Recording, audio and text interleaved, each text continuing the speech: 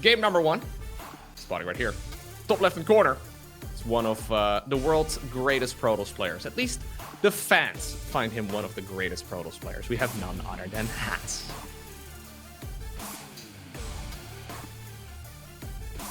And at the bottom right in the blue, putting the truth to the fact that a starving camel is still better than a horse, or whatever the idiom actually is. He's the Zerg player. It's Silky. I have never heard that saying before. So that's what SSLT, the team that Silky's playing for, is there's this Chinese idiom that says something to the fact that like a starving camel is still better than a horse. I guess because they can travel. That's a very sad saying. I don't know. I truly, Scarlett explained this to me once because, you know, she speaks in Chinese and is relatively tuned in the Chinese community. She explained this to me a couple years ago and I didn't really understand it.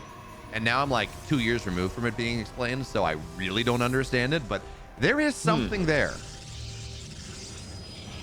I mean, I live in the beautiful country of Europe, right? And at least nobility over here historically have always had horses. You'd imagine that a horse is, even a starving horse is better than a camel. Am I crazy then? Or I don't know I have no idea what the saying means, but that seems pretty ridiculous.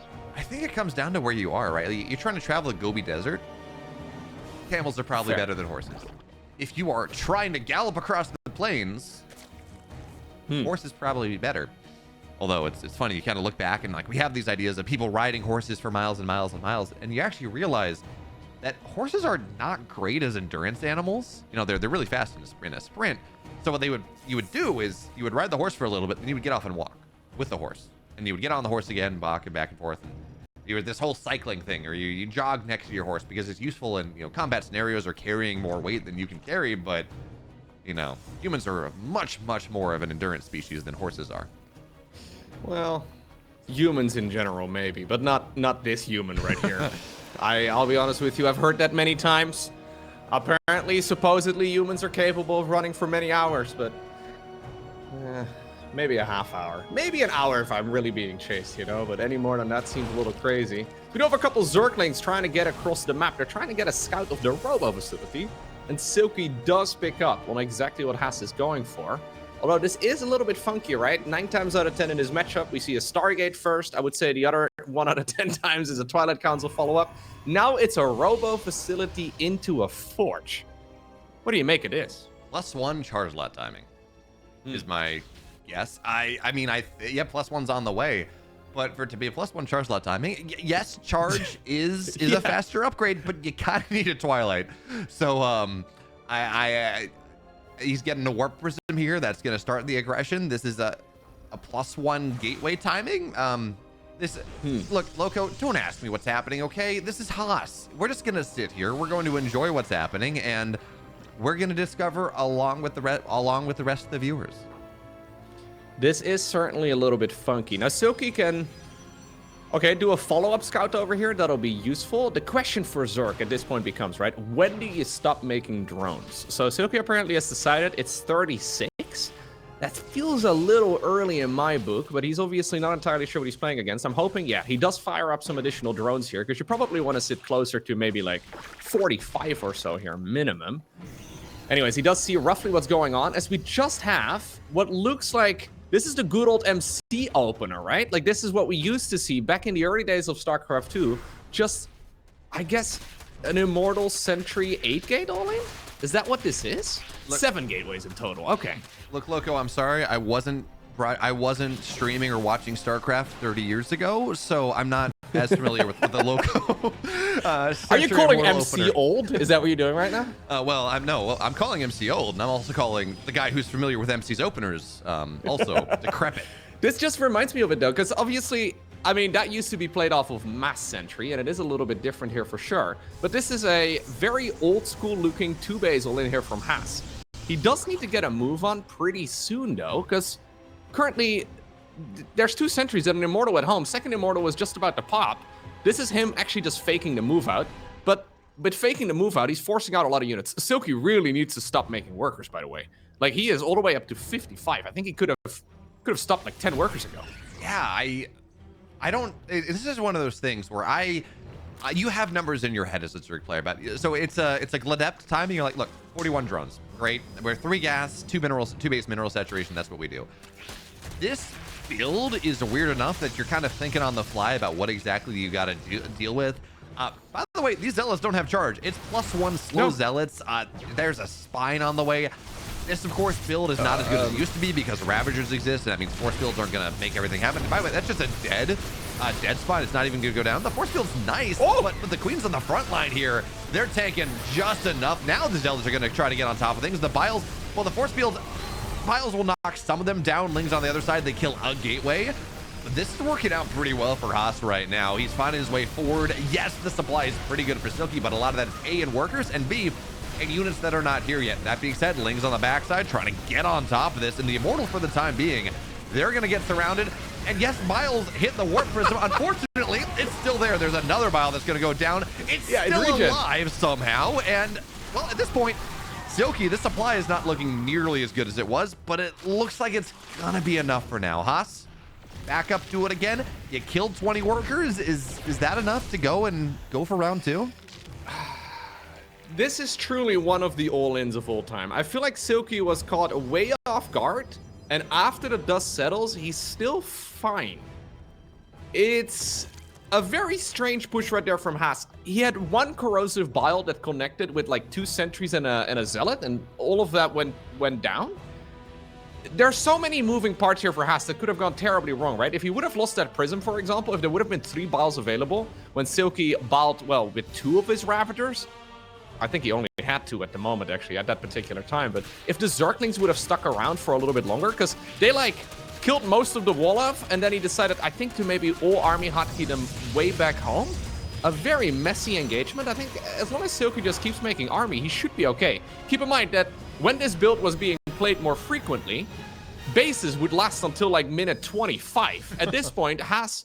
We're 7 minutes and 40 seconds into the game. Haas he's got to get a move on because his expansion is going to start running low. I mean, no, and also he lost the gateway. His production is not as strong as, I think, actually, yeah, he's rebuilding it right now. But anyways, his production is not as strong as it once was. But you know what? I think we figured it out here, Loco. Here's what's happening. The Sentry was buffed so much. The extra damage it does against shielded units is what's making this push viable. Because clearly, oh god, those Biles. Well, never. He's eaten so many balls to the face, though. There's no blink micro going on here. Haas is losing way more troops than he really should be able to. He's still making this look like it's a game where he can potentially fight his way out of it, but he's being overwhelmed here by the Zerg. GG is cold. Ultimately, it's Silky who wins, but Silky did not necessarily play the cleanest game of his life.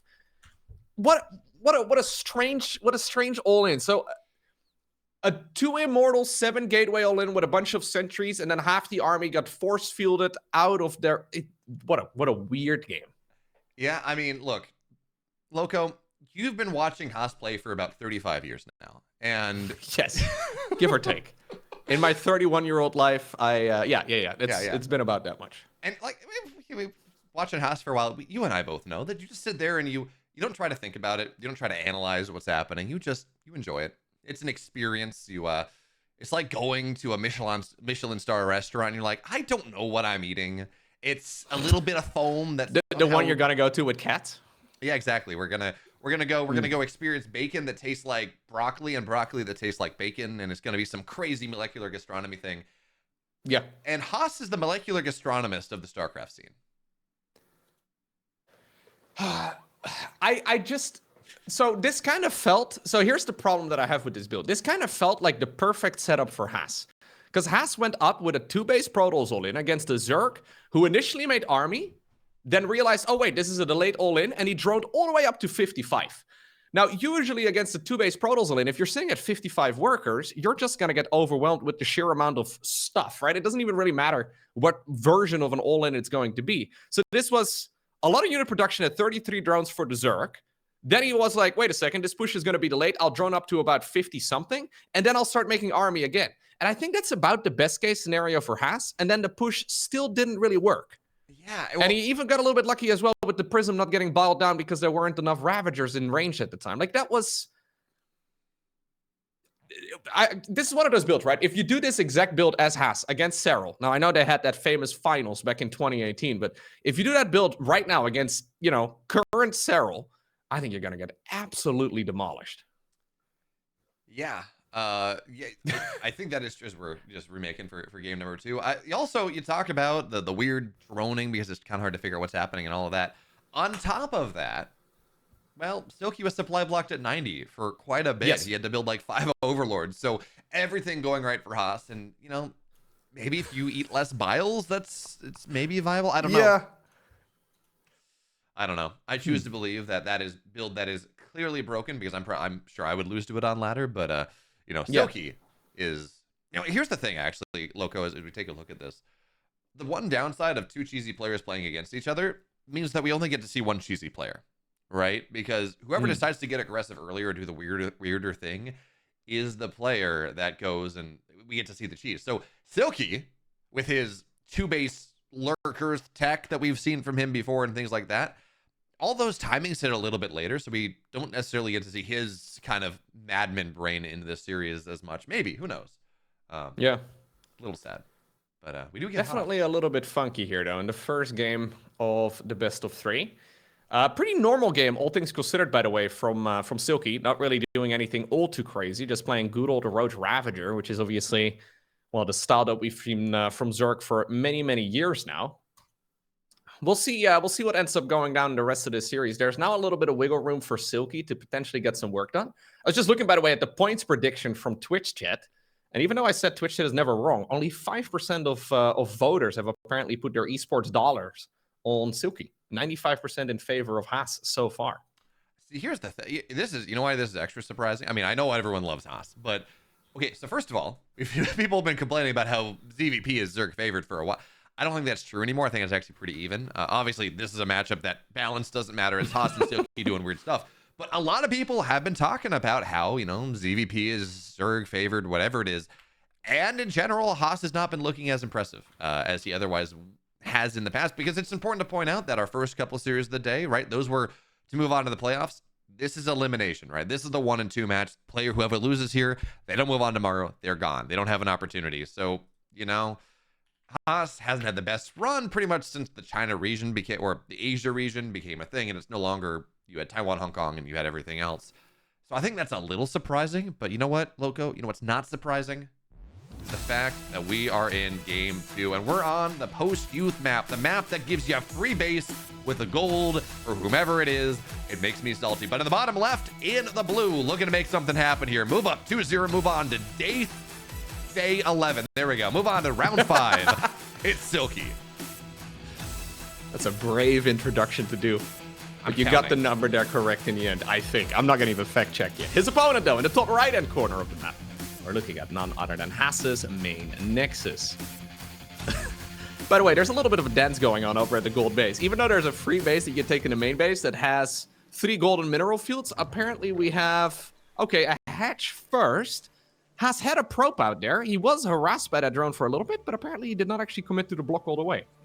Yeah, okay, so it's always interesting watching these really greedy, especially this gold base, because, I mean, Loco, do you want to talk about how exposed this gold base is? Yes. It is bad, right? There's a gap in the middle that you down can on run a low through. ground. Yeah, this is so the one advantage, I guess, for Silky, other than the fact that his base is incredibly exposed, is that he's going to be able to start his creep spread from that spot. So oftentimes we have that high ground looming over, right? The golden minerals here, and it can be quite tricky for players to defend that low ground area. So at least Silky is going to be able to control that bit of space, assuming he spreads creep in that direction early on. But it is certainly a gamble. Like, even what we would normally consider to be the natural expansion, right? The one to the left of this screen right over here, it is very exposed. Like, this is far away. This feels like it's miles away from where your natural ramp usually is. And obviously that's because you have that free to take base inside of the main. Yeah. Not surprised to see, though, these two playing on this map, right? They like playing weird. And, well, this is a map where anything is possible. Where are we going? I don't know. Oh, I know what's happening here. This is a link. This is actually so cool. We saw Future do this to Nina actually yesterday, obviously with mules instead. But you send enough drones that you mine out the auxiliary mineral wall and you flood something, Hellions, in this case Lings, through. Now here's the thing though, Haas is aware of this. Oh, has he mined? No, he hasn't mined through that. I think that's a full wall. But even still, like, you don't No. wall this He off did in mine out time. one of the mineral fields. Oh, is I that think so, actually- right? Is it? No, I think I'm that's not full. sure. It could be a full wall off, actually, yeah. So the drones are going to be used here eventually. Haas is re-rolling on top of the high ground. You I think have this to is fine spend. for protoss, isn't it? You have to spend so much money to wall off both sides. Yeah. I don't think he really needs to wall off the left side anymore, though. He could just remake the wall off over here. That Stalker and an Adept, by the way, they're having a grand old time. He will deny warp gates at least, but that's a lot of dead Zerglings. Yeah, I don't think you care.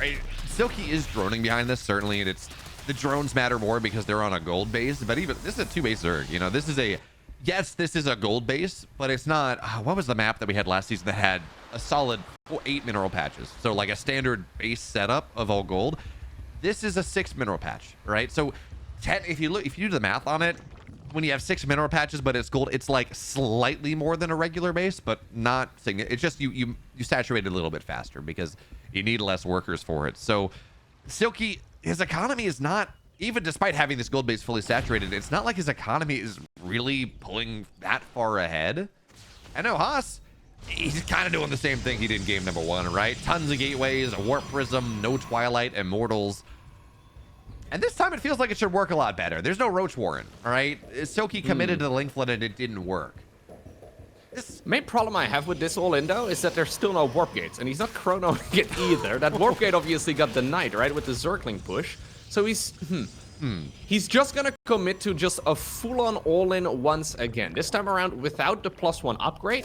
There's no Twilight Council once again, so we're just gonna, I guess, ferry units out of the main. There we go, using that prism, and then we're gonna send it all across the map. Now he still does not have warp gate. Can we please see a chrono on that? Because are we actually just gonna delay the push? I think he's waiting for another immortal. Yeah, he's gonna chrono that instead. So this push is gonna be pretty late. It is, but remember, Silky, not only is he, you know, his third base is not just done. Not only did he flood links for this, he also pulled 5 drones off the gold line to try to mine through the wall and just didn't. So if you look at the income that Silky has had, his development in this game is also pretty dang late. So at the end of the day, it's like, yeah, you know, the push is at 5:30. Ideally, maybe you're moving out a minute earlier. But has Silky delayed his position in this game by a minute? So, maybe. There's no observer, right? So this fight is gonna have to take place on creep. Okay, now these warpins are huge, though. 8 additional zealots really makes his army from Haas 10 times better. He's mostly pulled out of gas, too. I think you evacuate the third. I think you have to get rid of the third. He decides to fight in this choke point. I was gonna say, fighting on top of those zealots when you can't even get the service area seems questionable, to say the least. Queen is gonna start setting up shop in that hole between the minerals. I don't know if I love it. The Immortals are having a grand old time. Here's an additional Zealot warp in. We do not have any Ravagers in the mix. So he keeps testing with the Zerglings. He's like, hey man, you should attack move, right? With everything. But no, every time he commits, there's a bunch of links going down. I think Haas is indeed getting a lot more value here. Silky evacuating the low ground, though, seems like the right move. Yeah, I mean, it's interesting, right? Because the choke is a little bit wider. Lings are now going to try to get on top. It's a bunch of zealots. That's not going to work. Oh. You know, Loco, these queens are trying to be the little Dutch boy with their thumb in the wall, the thumb in the dike. Unfortunately, there were more cracks than he has thumbs. So, you know, you're trying really hard, but Haas is going to take game 2. What a weird game. That was such a strange game, yeah. This is the type of stuff I think we both expected going into this series. Haas manages to even up the score here, so that does mean we're going to get a best of 3. That goes to game number 3 here as well, but that was a very funky match here for certain. It started with that push up towards the high ground, right? So he was very committed to that attack, but he didn't really have that many Zerglings there in the end either, because he did go for the hatchery with the golden minerals, but then he didn't really mind the golden minerals. Yeah, I mean, weird all across the board. Yeah, I don't know. It's fun. It's funny. This is technically a best of 3, but this best of 3 is likely going to be faster than other. Well, sorry, they're all best of 3s, but this is a 3-game series, and this may go much faster than a bunch of 2-game series we get later on. I don't know. It's weird. It's wacky. It's Haas and Silky. We knew this was going to happen when we even just started talking about it. But Loco, I got a question for you now. Obviously, there were slight differences in game 1 and game 2 from Haas. He didn't build any sentries this time. He remembered that Zerg units don't have shields, so the benefit is not there. But we're moving on to Ocean Board for game 3. This is a map that it's a lot harder to go and probably get aggressive at, like 2-base aggressive on as a protoss player.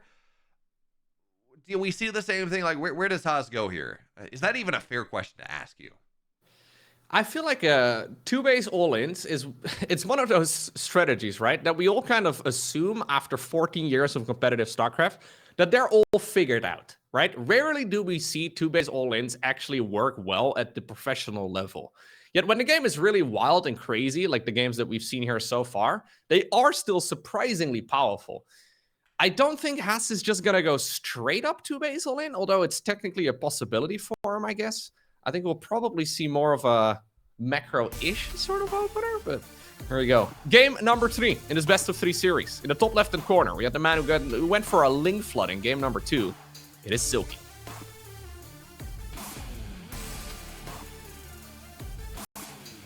Bottom right, in the red, he's teamless at the moment, looking to, again, twist the important thing or figure something out. I don't know what he's going to do. No one knows what he's going to do. It's hot. Pile on the low ground into a gas. And then eventually a gateway too, I would imagine. There it goes. No. Here, look. Haas is going to do the next level thing. He's going to win a game of StarCraft as a protoss player without building a gateway. He could have gone gas into Nexus. I don't really know exactly how that would work out, but for a second I thought that's what he would go for. That would be absolutely ridiculous. He's going to pull one additional probe into the gas too. Okay. Yeah, making sense of Haas's builds can feel really strange.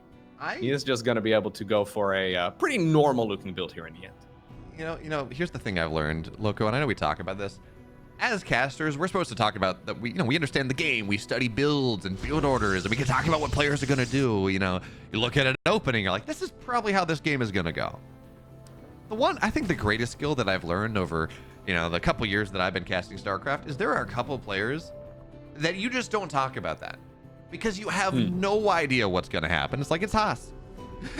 Your understanding of how the game goes, out the window. Don't even worry about it. Instead, talk about how Silky tofu is better tofu than firm tofu, and because then you tie in the other player and you talk about the team logo because that's a hungry camel, and you go free association and you get yourself totally lost in the sauce, and you rely on your co-caster named Loco to drag you out of just insanity.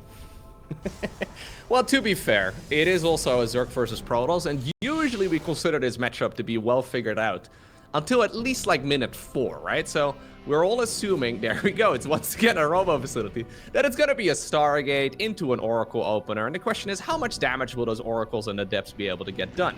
Usually the first 4 minutes of the game are well figured out, but again, Haas throwing a bit of a curveball. Silky, though, not going for a Link Flood or anything along those lines. It is, by the way, kind of strange for Protoss to go Stalker first. So Stalker first is incredibly dangerous, especially against a Link Flood. Now, what is the build that Silky went for in game number 2? A Link Flood. And then Haas is like, yeah, you know what I'm going to do in the next game that we play? I'm going to do a build that's pretty terrible against an early game Zerg all-in. He's going to be able to get away with it this time around. But what has this Stalker achieved that an Adept wouldn't have, right? We don't get any scouting out of this. I mean, maybe the Adept can now go across the map since there was a Stalker into an Adept, but there's just like a bunch of interesting decisions being made here that really feel incredibly risky to me, especially when you take into account the rest of the series that we've seen so far. Yeah, I think it doesn't surprise me actually to see Haas open up a Stalker because, well, first of all, Oceanborn doesn't really feel like a good map to open up any sort of Link Flood. It's a longer map. You got to go up ramps, and so maybe part of that is true. But also, as Haas, you really don't want to get scouted. You don't want your opponent to see what's happening, so you open up Stalker to try to shoo the Overlord away. But unfortunately, Haas's wall wasn't done, so Link's getting the main base anyways. Yeah. And I love, by the way, and I know this is not with the opener, but I love that I look at the wall and I feel transported back about 5 years, right? This looks like a Forge Fast Expand opener. Yeah, it does. No, it's not 5 years ago, man. It is about 10 years ago. I think at this point, it's been a while. It is a crazy wall for sure, though, in modern day StarCraft. So this looks a lot like the build that we saw in game number 1. This time around, though, Silky has droned up quite a bit greedier before ultimately making army, which I would imagine is going to work out really nicely for him. We do have these Adepts now also getting caught by the Lynx. They do snatch one drone, I guess, but I don't think that's quite enough. As long as Silky starts making army at a reasonable time, I think 3 more drones is okay. I think if he starts making army right now, he should be able to crush if it's a similar attack, at least, as we saw in game number 1. And so far, all the signs are pointing to Haas basically just doing another strange 2-base all-in off of like 6-7 gateways. Well, you know, for now, Silky is channeling his hero Darker Laser Summon. That is 7 Overlords on the way. And yes, one of them is because you send an Overlord in and you run into issues because it gets sniped down. But the rest of them, I mean, Silky was pretty heavily supply blocked even without that. So obviously you want to build room, you want to build roaches and ravagers and things like that. But remember, Loco, the build in game 1 almost worked. If the vials had hit everything... You know. He's got so much chrono boost saved up at this point that I'm starting to be a little bit concerned right here for Haas. He goes for a photon cannon now 2 to try and I guess deal with the potential Zergling run by, and that will be attempted once again. But Silky has been making army from what I would imagine the perfect number of workers. Basically the same amount of workers that Haas can have on 2 bases at most. He's gonna start flooding the map with units, and Haas really needs to get a move on here soon, because otherwise he's just gonna get overwhelmed by the swarm. But I'm wondering if that is already not the case. Like, this is Silky learning from the build that he saw in game number 1, adjusting here in the 3rd game of the series when he scouted the same thing. I would imagine that this is much better. Haas throws down the Dark Shrine. It's funny, you're talking about this, I'm like, yeah, but maybe Haas is only faking here because he got a Twilight on the way, you know, like there are transitions that we didn't have in game number 1. No, it's just a Dark Shrine, you know. Win in a game of StarCraft if you're Haas. But okay, here's the thing, right? Go Shadow Strike. He needs to go Lair at some point, right? Like, he needs to go Lair, and he needs to go Lair pretty soon. If he doesn't go Lair, he can just actually lose against whatever this is. Actually, no, I think that's pretty smart. Like, this looks for all intents and purposes like this is a Twilight list of Robo All-In that we saw from Haas in game number 1. You see the +1, you see everything. So your mental math says, look, I just need to build units. I don't need to build spores. I just need to build units. And if Haas, he's about 30 seconds away from this Dark Shrine being completed, we're starting to hit the point where these DTs are going to warp in, and Silky, even if he responsibly goes and builds spores out of that, he's not going to be ready for this.